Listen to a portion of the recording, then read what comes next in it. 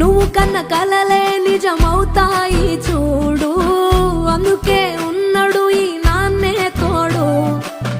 దశరథ మహారాజే నాన్నై పుట్టాడు, నువ్వు రాముడంత ఎదగ